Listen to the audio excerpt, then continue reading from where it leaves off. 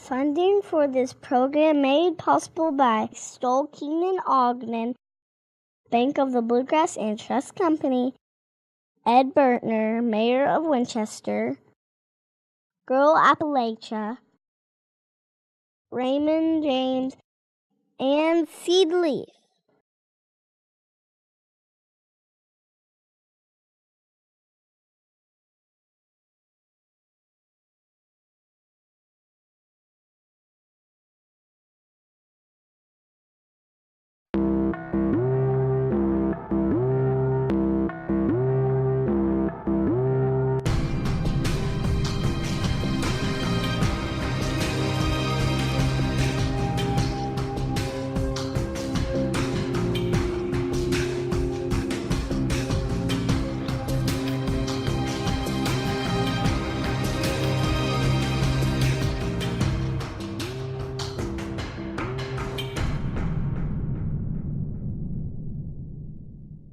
Hello everyone, and welcome to Know More, where we take a look at what life would be like without the nonprofit services in our community. As you may have noticed, we're not at our usual studio set. Today we find ourselves in a kitchen because we will be discussing nonprofits and nutrition. Here to help us do that is a very special co-host, Kate Horning, with Simply Nutritious by Kate. She's helping Kentuckians to eat better and live healthier. Welcome to my kitchen, Brian. Well, thank you for having us in your kitchen, Kate. Absolutely. What will we be having today? So my passion is really educating people on living better through food. I use a principle called Live It, Share It, which really encourages people to take small steps towards their health each and every day. So today I'm going to be preparing a local mushroom and kale risotto using ingredients that I picked up from one of our nonprofits, Bluegrass Domestic Violence Program. Well, that sounds delicious, and I'm looking forward to tasting that. So while you're preparing that, I'm going to introduce our first guest. From Faith Feeds, Jennifer Arena will join us here in the kitchen. Hi, Brian. Hello, Jennifer. How are you today? I'm great. Well, Jennifer, Faith Feeds, they're known for gleaning. So what is this process of gleaning? Gleaning is harvesting, particularly harvesting the remains of a crop or harvesting excess. Okay. And about how much is gleaned from Faith Feeds? Last year we gleaned over 81,000 pounds. Our volunteers gleaned from farms, from orchards, from groceries, from the farmer's market, and then delivered it to people in need through our partnerships with various hunger programs, emergency food agencies, neighborhood ambassadors, any way we can get the food to the people who need it. Well, that's exactly what I was thinking about, was how many people benefit from the things that Faith Feeds do in gleaning? You know, it's hard to, we don't have an exact number, but we know that thousands are benefiting because there are many, many people being served through our distribution points. In Fayette County, 1 in 6 people do not have enough food to eat. Okay. And obviously you're addressing that issue. Jennifer, do you ever think hunger can be stamped out in Kentucky? Hunger has increased dramatically over the past few years, and it's a significant problem that is very complicated, and it's going to take a lot of solutions working together. And Jennifer, awareness is our goal. So what would happen without Faith Feeds? Well, 200,000 pounds of fresh fruits and vegetables would be waste, and 44,000 people in Fayette County would have less access to assistance. So what needs to happen to keep it going? We need more volunteers. We need farmers to know about us so we can glean more. We need home gardeners to grow a row for the hungry. Basically volunteers. Okay. Well, I hear our cameras went out and caught the gleaning process in action. Yes, they did. Well, let's take a look at that. Great. Hello, Faith Feeds calling. Faith Feeds is here in the United States. We produce probably enough food to feed the entire world. At least 65% of that food is thrown away. So this is sort of our effort to give back, give where we live. All you need is a piece of fat back. My role is to come here and to pick up the food and take it to someone who needs it. Every time we have whatever Good Food Co-op has available for us, we almost never have the same thing 2 weeks in a row. Since we got hooked up with the Faith Feeds program, everything goes into food bank now. Oh boy. Oh boy, look at them. Well, the Lexington and the Bluegrass farmers markets are two of our larger sources of produce for the people we glean for. In some cases, they've saved some stuff for us. We give them boxes, they give us produce. So it's just basically whatever they have that they don't need, that won't last. Greens are something that don't last, after they've been out during the day for sale. Being the cook that I am, when I deliver things like this, I always say, let me tell you what to do with the turnip. Faith Feeds is invaluable because they always seem to arrive here at the time with what we need when we need it. All of this will be used in one of two ways. It'll be distributed, one, free to folks starting tomorrow who come to our market, or secondly, we'll use it in our feeding program on Wednesday night, where we expect it will feed 30 to 50 people. If it was not for Faith Feeds, we would not have produce in this market. Since we started, over 200,000 pounds of food would have gone to waste. And in one case, one feeding group would have actually shut down in 2010 had it not been for our contributions. We had a discussion with the Lexington Green, the Whole Foods. They said it wasn't for us going and picking it up, it would go into the dumpster. I have no money to eat on right now. No job to go get any money, so if they weren't here, I have no idea what we'd do. Just any food at all. They have to use their dollars to where they can maximize. You can buy a whole lot more canned peas than you can fresh peas. Produce is something people at our socioeconomic level just do not get. They didn't have it before us, and our main goal is to continue to sustain this and to grow it. And I don't know of anybody that could go into Faith Feeds one way or the other and not have a smile on their face and feel better when they go home. So how are we doing with our recipe, Kate? We're doing great, Brian. So I've already sauteed my greens with a little bit of onions, some olive oil, some garlic, and my mushrooms. So those are finished. So now I'm going to go ahead and get my rice going. Okay. So the key to good risotto is toasting your rice. You want to make sure you toast it up in some olive oil, and that'll really help to release those starches. Well, I tell you what, it is really smelling good in here. And while that's continuing to cook, we want to take a look at an organization called Seedleaf. Seedleaf is going to get us into the gardening groove by showing us exactly what they do. When I get feedback from people, it's just been super positive. People from the neighborhood know they can just walk in and pick some peas or pick some tomatoes and just take them home for their dinner. It used to be a very common thing, even for folks who lived in urban settings, because most of them moved in from more rural settings. And to me, they are getting us really back to some of those key components for a healthy life. So Seedleaf started with a gift. A fella approached our faith community and he had a really nice greenhouse. He had a nice flat spot. We made a community garden there and it went so well, so much food. We got to thinking that we could be doing more of this. We are in the London Farrell Community Garden, which is an amazing community collaboration. 5 years ago, this was a weedy field filled with trash, and homeless people would sleep here, and it was very, very unkempt. Why don't we try a community garden in this wonderful green space that you cannot build on because it's a former burying ground? People are buried here as well. So we are standing at the private plots, and people they sign up for $5 a year. Behind us is the community garden part of it. Ryan and his volunteers garden and then use the produce for various community needs. Seedleaf is going to show up with our volunteers to install and maintain these community plots. And our volunteers are just phenomenal. They do a great job, and when they come out, they're always learning what we're doing each season, so they're taking some of those skills home. Every Saturday, people are here working and volunteering, and it's just such a special place. And I think when people come here, they just feel good. I like to say that we're a soil-first community gardening program. We started to talk with the Division of Waste Management. They support us to be picking up at 22 restaurants and kitchens here in Lexington. It's getting stirred by volunteers. People are learning about how to compost and how easy and kind of fun it is to turn waste into healthy soil.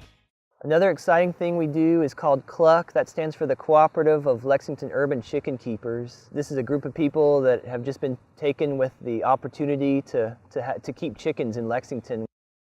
We started 3 years ago, I guess, in 2010, just by some chicken keepers here in Lexington who were wanting to get together and just share ideas and have a good time. And this is really to show that it's a regular, ordinary kind of thing that anybody can really do. This is a self-guided tour that's an educational opportunity to be able to network with other chicken keepers in Lexington. So we went, I think, on four different chicken coops, and I mean, some of them just right downtown, some of them right around the corner. I mean, it was just really amazing where they all were. I would bet, other than my immediate surrounding neighbors, people don't even know we have chickens. Folks are doing it with their kids because they want their kids to see where their eggs come from, and they want to see that chickens lay eggs and how to care for a living animal. And just like Seedleaf wants to grow more gardeners, we would just like to grow more chicken keepers so that it becomes ordinary. Without a Seedleaf here in Lexington, I think this would be a missed opportunity. Without our work, there's just less gardening going on, less opportunities for volunteers to come out on a Saturday morning and get involved, less chances for school-age kids to taste radishes or lettuces for the first time. If there were no more Seedleaf or CLUCK, I think what we would miss is the neighborliness that happens when folks share a dozen eggs across their fence or take a few tomatoes over to their neighbor down the street.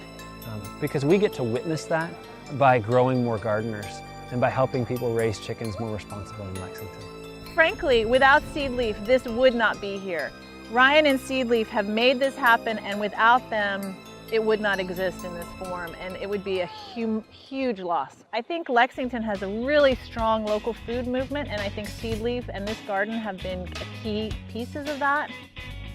On the north side of Lexington, there's a lot more opportunities to buy highly processed food at the little corner shops. A lot more chances to do that than to buy something healthy or locally produced. A lot of our neighbors up here have been priced out of the local food movement. We have gotten so far away from our own food, and particularly people in the urban core have not had an opportunity to really engage with food on a real personal level. That's something I love doing. I love it when that food dare breaks out and kids are, you taste it, and to share a grape tomato with some of these kids that think they hate tomatoes, and like you just watch them light up because, oh, that's a tomato? Well, it's good, it's unique, you just picked it. You were in on it, and that's why it's remarkable. I'd hate to see our kids miss out on that opportunity.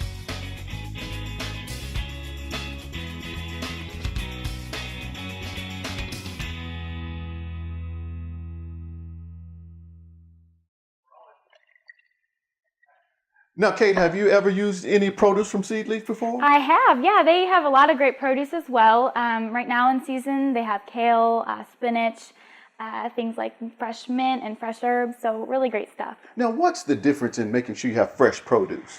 Well, I like to start with fresh produce because it ensures a better meal. It also is great to know where your food's coming from. So meet your farmers and talk with them, and you're bound to get the best stuff when you're buying in season. Right. Well, it looks good even, and it certainly smells good as it's cooking. Now, you also get fresh produce from the domestic violence program you were telling me about. I do, yeah. They have an excellent CSA, which again just provides you with whatever's in season. So it's really great because you don't even have to think about it. You just go pick up your vegetables and fruit, and you're automatically getting the freshest ingredients. And actually, we do have someone that's going to join us in the kitchen from the domestic violence program to tell us about their farm out there. Great. So, now you say the risotto is about to toast. It is, yeah. I'm toasting it up. I'm going to add some white wine, some vegetable stock, and it should be ready here soon.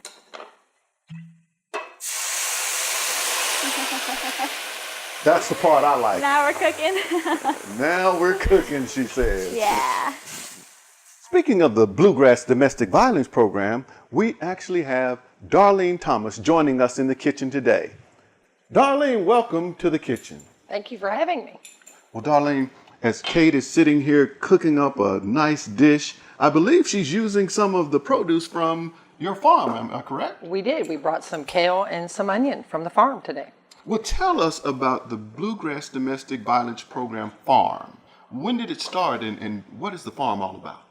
Well, we started this project about 3 years ago with the goal of trying to figure out how to best utilize our property. We sit on 40 acres. We serve 17 counties.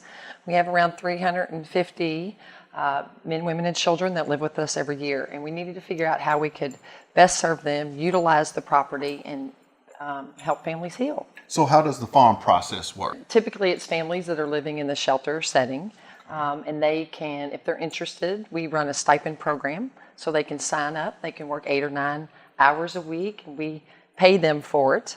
All the while, they're learning how to plant, grow, and how to replicate that for their own families when they return to their safe homes, their new homes. So what does domestic violence look like? You know, it looks like all of us. It doesn't discriminate. You know, families come to us from all walks of life. Last year, we served 10,000 men, women, and children in the Bluegrass Area Development District. Wow. And you talk about the motions of discovery being used. How is this a resource, the farm that is, used in the motions of discovery? You know, I think it comes best from the families themselves, and what they have shared with me is there's nothing like, even if they've never farmed or planted or grown anything, they really share this connection with getting dirty, thinking about what it means to plant something, to water it, to nurture it, then to watch it grow, and then to reap, and then to bring it in off the field and have healthy food. You know, shelters, we traditionally serve chicken McNuggets and French fries. And now we don't fry food for our evening meals ever. We're eating healthy and teaching our families about good nutrition. You know, Darlene, we're about to take a look at the farm, but what would happen without the domestic violence program? There would be many, many families a year that wouldn't have the safety and the shelter that they need for themselves and their families. Likewise, I guess the farm would go away. Absolutely. Those two walk hand in hand right now. So what is it that you need? What can we do to make sure that this stays around? Well, always volunteers. We need people. 40 acres is a lot to maintain and keep up with, and our gardens are very large. And so volunteers that like to garden and want to help us reap, want to help teach women how to can the goods that come from the property. We also have our small orchard, and we grow a lot of our own raspberries and strawberries, and we're teaching families the skills, so we welcome the community. Well, let's take a look at the Bluegrass Domestic Violence Program Farm. We all share a common bond. We are all survivors of domestic violence. And having a place to come out and get your mind off of it, you know, is just, it's like a soul-searching thing, and it helps you. Our folks that we work with are intimate partner violence. So either they are married to, have lived with somebody, or in an intimate partner relationship. Unfortunately, somebody is vulnerable to domestic violence no matter who they are. We are expecting our clients to become self-sufficient. You know, that's the goal. You can come here and get a little help while you rest and heal, but the goal is to become self-sufficient. And I think we as a nonprofit were realizing we weren't doing that same thing. We knew we could produce something, and then we were just fortunate to have 40 acres, so that became the logical step. I think nonprofits can do that in many different ways. This was just an avenue for us. Hi, I'm Jessica Ballard, and I'm a farm and family advocate. We do a mixed vegetable production out here. We grow fruits, veggies, cut flowers. This is where we grow a lot of the food that we feed our clients with. So we grow the food that we eat. So right now we have lots of lettuce and spinach. So right now we're doing lots of salads. This work here is the result of my labor, internships, volunteers, clients, staff. We all work together to kind of maintain this one big vegetable garden. Well, we like to call this our healing garden. Some of this stuff was planted intentionally, but some of it just sort of came about by different plants sort of showing up. When you plant something from a seed and you're able to watch it grow, and you know that it's going to benefit not only people in-house, maybe people outside of here, it's a really good feeling. I like it. Well, if this place wasn't here, I'd still be in a domestic violence situation. My kids would not have a life.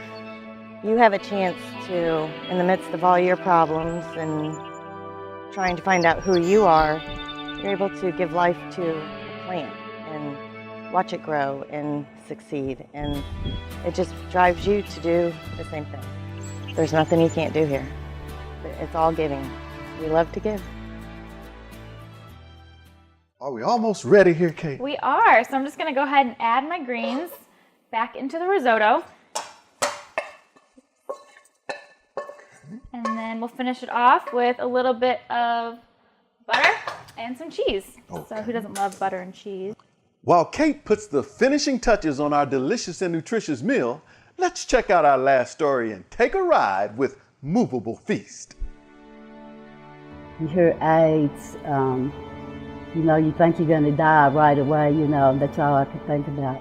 She had a lot on her plate, but at least she had food on her plate too. Despite everything that happens to these people, they're just so pleasant to you and happy to see you. It increases their quality of life a great deal. Yeah, if they just stop in and bring me my meal and say hello, sometimes that's all you need. AIDS nutrition is very important. When we started, it was a major thing of wasting syndrome with people with AIDS. The AIDS virus affects the digestive system. Your muscles just waste away. That's what happens with wasting syndrome. The biggest two people behind starting Movable Feast was Michael Thompson and Carol Farmer. They were both in the restaurant business at the time. Michael had been living with AIDS for some time himself. They knew some people that had needed food, and so they were taking leftover food from the restaurants they were working in. A friend of theirs or acquaintance of theirs actually died in downtown Lexington here, not of AIDS, but of starvation. Just because he was too sick to get up to fix his food, couldn't get out to buy his food. Nobody was checking on him, and so that was the actual impetus behind getting everything going in a more organized fashion. We took on hospice in 2003 because hospice did not have nutrition in their budget, and we saw a need there also needed to be served. We're averaged last year about 102 meals a day. That's hot dinners. That doesn't include lunches. The neediest of our clients get a cold lunch delivered with their hot meal that they can have the next day. We start in the kitchen around 11:30. Finish up when the meals go out at about 4:30. We're running 4 routes a night, and it usually, most routes, they take 2 people on them, one to navigate and serve the food and one to drive. Sometimes I get lost, but my husband does the same route on Tuesdays that I do on Fridays. You get to know the people that you deliver to. They become friends of yours. They're always happy to see you, and you worry about them when they're gone. Like, where did they go, and what are they doing now? And we've had one of my clients actually survived hospice. We delivered to him for about 8 months. He was like 90 years old, and they thought he was going to die, and he just ended up getting better, and we are saving people's lives. When I get done delivering, I just feel like the luckiest person in the world, because everyone has such a hard time. Their lives are so difficult. My life seems very easy in comparison. I've been getting meals from them since early part of February. I'd been in the hospital, like I said, for 2 months since the beginning of December. Part of the reason I ended up in the hospital in the first place, I was not eating well enough, and I'd lost quite a bit of weight. First of all, it does provide good nutrition, which is very important. And second of all, it has allowed me to stay in my own place. With my friends here in Lexington and stuff, that's been very important to me. I mean, this is a big part of my life, not having to, because I get dinner and lunch, like, dinner tonight and lunch for tomorrow. It is a really big, it's a big part of my life, it really is. I feel blessed. I look forward to these meals every day. A lot of my friends are gone. And I feel like that Michael Thompson, that God gave Michael Thompson enough time to put Movable Feast together. Some of them don't have families that can take care of them. Some of them are just totally alone. And I don't honestly know what they would do without Movable Feast. Their health would deteriorate, and they would end up in the hospitals, on the door of a health department. We have so many people that are just desperate for food.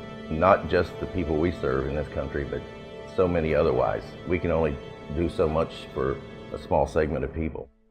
If somebody that's watching this, if you want to feel good, and you want to know about HIV and everything, you go down there and volunteer your time to Movable Feast, because I tell you, it'd be greatly, greatly, greatly appreciated.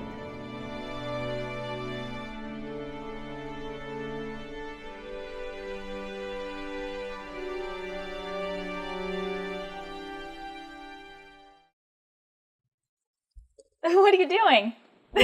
Kate, I'm hungry. Can't we eat now? We can. So first I'm going to tell you what's in there before we eat. Okay. So I sauteed my kale and mushrooms, a little bit of onion, some garlic, some sea salt and olive oil. Very simple.